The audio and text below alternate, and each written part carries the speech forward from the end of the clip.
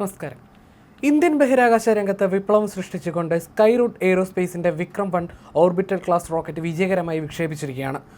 പതിറ്റാണ്ടുകളായി സർക്കാർ സ്ഥാപനമായ ISRO മാത്രം ഭരിച്ചിരുന്ന ഒരു മേഖലയിലേക്ക് ഒരു സ്വകാര്യ ഇന്ത്യൻ കമ്പനി സ്വന്തമായി ഓർബിറ്റൽ റോക്കറ്റ് നിർമ്മിച്ച് വിക്ഷേപിക്കുന്നത് ചരിത്രത്തിലാദ്യമായിട്ടാണ്.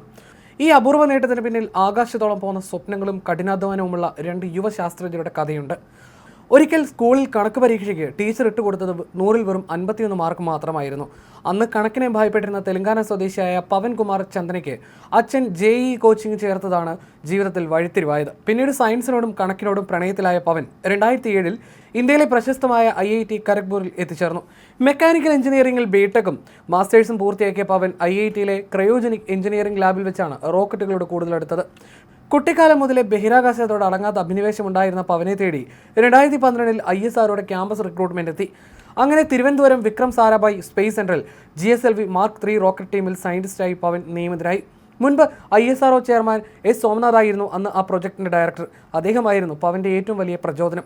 എന്നാൽ ആരും കൊതിക്കുന്ന ആ സുരക്ഷിതമായ സർക്കാർ ജോലിയിൽ 6 വർഷം തികയും മുൻപ് തന്റെ 27-ാം വയസ്സിൽ പവൻ ജോലി രാജിവെച്ചു. മാതാപിതാക്കളോട് പോലും ജോലി രാജിവെച്ച ശേഷമാണ് വിവരം പറഞ്ഞത്. കാരണം ബഹിരാകാശ മേഖലയിൽ സ്വകാര്യ സംരംഭങ്ങൾക്കുള്ള ആഗോള സാധ്യതകൾ പവൻ മുൻകൂട്ടി കണ്ടിരുന്നു. 2018-ൽ പവൻ കുമാർ ചന്ദനയും സഹപ്രവർത്തകനായ നാഗഭാരത് ദാക്കയും ചേർന്ന് ഹൈദരാബാദിൽ സ്കൈറൂട്ട് എയ്റോസ്പേസ് സ്ഥാപിക്കുമ്പോൾ ഇന്ത്യയിൽ സ്വകാര്യ റോക്കറ്റ് വിക്ഷേപണത്തിനുള്ള ഒരു സർക്കാർ നയവും നിലവിലുണ്ടായിരുന്നില്ല. ഫണ്ട് തരാൻ ആരും മുന്നോട്ട് വരുമോ എന്ന് പോലും ഉറപ്പില്ലായിരുന്നു. കമ്പനികൾ വന്നാലേ സർക്കാർ നയം ഉണ്ടാകൂ എന്ന തിയറിയിലാണ് അവർ മുന്നോട്ട് പോയത്.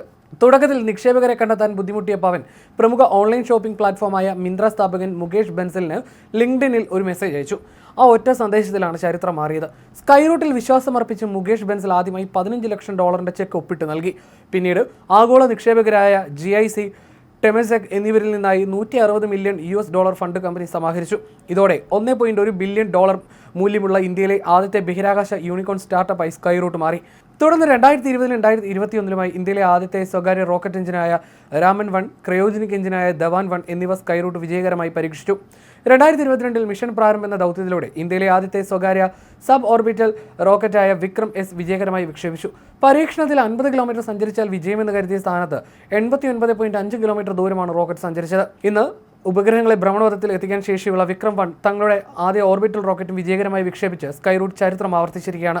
വലിയ ഉപഗ്രഹങ്ങൾക്കൊപ്പം ചെറു ഉപഗ്രഹങ്ങൾ വിക്ഷേപിക്കുമ്പോൾ പ്രധാന ഉപഗ്രഹത്തിന്റെ സമയവും ഭ്രമണപഥം അനുസരിച്ച് മറ്റ് കമ്പനികൾക്ക് കാത്തിരിക്കേണ്ടി വരുന്നു.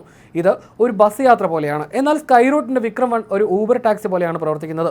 ഉപഭോക്താവിന് ആവശ്യമുള്ള സമയത്ത് അവർക്ക് ആവശ്യമുള്ള കൃത്യമായ ഭ്രമണപഥത്തിലേക്ക് ഉപഗ്രഹങ്ങളെ എത്തിക്കാൻ വിക്രം റോക്കറ്റുകൾക്ക് സാധിക്കും.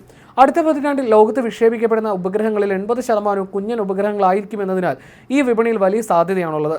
US-ൽ ഇലോൺ മസ്കിന് SpaceX ചെയ്യുന്നത് പോലെ ഇന്ത്യയിൽ വിപ്ലവം സൃഷ്ടിക്കുന്നതിനാൽ സ്കൈറൂട്ടിനെ ഇന്ത്യയുടെ SpaceX എന്നും പവനെ ഇന്ത്യയുടെ ഇലോൺ മസ്ക് എന്നും മാധ്യമങ്ങൾ വിശേഷിപ്പിക്കാറുണ്ട്. എന്നാൽ പവൻ ചന്ദ്രൻ പറയുന്നത് ഇങ്ങനെയാണ്: ഇലോൺ മസ്ക് ഞങ്ങൾക്ക് വലിയൊരു പ്രചോദനമാണ്. എങ്കിലും നമുക്ക് നമ്മുടേതായ ഐഡന്റിറ്റി വേണം. ഇന്ത്യയുടെ SpaceX നിമിഷം എന്ന് വിളിക്കുന്നതിനേക്കാൾ ഇന്ത്യയുടെ സ്കൈറൂട്ട് നിമിഷം എന്ന് വിളിക്കപ്പെടാനാണ് എനിക്കിഷ്ടം. റോക്കറ്റിലെ ഭൂരിഭാഗം ഭാഗങ്ങളും 3D പ്രിന്റിംഗ് വഴിയും കാർബൺ കോമ്പോസിറ്റ് വഴിയും ഇന്ത്യയിൽ തന്നെ നിർമ്മിക്കുന്നതിനാൽ വിദേശ കമ്പനികളെക്കാൾ പകുതി ചെലവേ സ്കൈറൂട്ടിന് വരുന്നുള്ളൂ. വിക്രം-1 വിജയകരമായതോടെ വരും നാളുകളിൽ കൃത്യമായ ഇടവേളകളിൽ വാണിജ്യ നിക്ഷേപങ്ങൾ നടത്താനും അടുത്ത 5 വർഷത്തിനുള്ളിൽ പുനരുപയോഗിക്കാവുന്ന റോക്കറ്റുകൾ യാഥാർത്ഥ്യമാക്കാനുമുള്ള ഗവേഷണത്തിലാണ് പവൻ കുമാർ ചന്ദനയും സ്കൈറൂട്ട് ടീമും. രണ്ട് മുൻ ISRO ശാസ്ത്രജ്ഞരുടെ നേതൃത്വത്തിൽ ഇപ്പോൾ ഒരു നിശബ്ദ വിപ്ലവം നടക്കുകയാണെന്ന് വേണം ചുരുക്കത്തിൽ പറയാൻ. 2018-ലാണ് പവൻ കുമാർ ചന്ദ്രയും നാഗഭാരത് ദാക്കയും ചേർന്ന് ഹൈദരാബാദിൽ സ്കൈറൂട്ട് എയ്റോസ്പേസ് സ്ഥാപിക്കുന്നത്. ഒരു വാണിജ്യ വിമാനത്തിൽ യാത്ര ബുക്ക് ചെയ്യുന്നത് പോലെ ലളിതവും താങ്ങാനാവുന്നതുമായ രീതിയിൽ ഉപഗ്രഹ വിക്ഷേപണത്തെ മാറ്റുക എന്നതായിരുന്നു അവരുടെ ലളിതവും എന്നാൽ ധീരവുമായ ലക്ഷ്യം. ഇന്ന് പവൻ ചീഫ് എക്സിക്യൂട്ടീവ് ഓഫീസറായും ദാക്ക ചീഫ് ഓപ്പറേറ്റിംഗ് ഓഫീസറായും സേവനമനുഷ്ഠിച്ചുകൊണ്ട് 1000-ലധികം വിദഗ്ധരടങ്ങുന്ന ഒരു ടീമിനെ നയിക്കുകയാണ്. ഇന്ത്യയുടെ പരമ്പരാഗത ബഹിരാകാശ പാരമ്പര്യവും ഒരു സ്റ്റാർട്ടപ്പിന്റെ ചടുലതയും തമ്മിലുള്ള ദൂരം വിജയകരമായി ഇല്ലാതാക്കാൻ ഈ ജോഡിക്കായി. ഇന്ത്യ തങ്ങളുടെ ബഹിരാകാശ മേഖല സ്വകാര്യ പങ്കാളികൾക്കായി തുറന്നു കൊടുക്കുമ്പോൾ ചെലവ് കുറഞ്ഞ ഉപഗ്രഹ വിക്ഷേപണങ്ങളുടെ ആഗോള ഹബ്ബായി മാറാൻ രാജ്യത്തിന് സാധിക്കുമെന്ന് പവനും ദാക്കയും തെളിയിക്കുകയാണ്.